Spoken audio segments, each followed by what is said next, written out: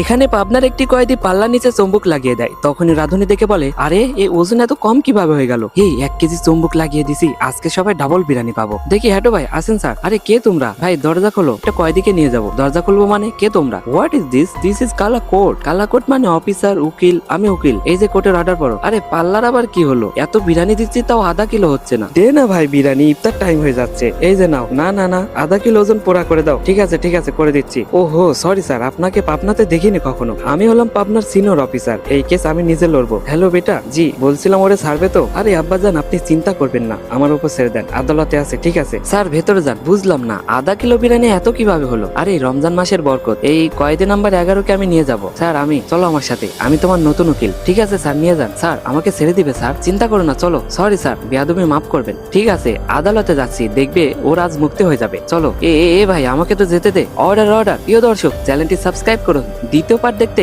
এখনই কমেন্ট করুন। ধন্যবাদ।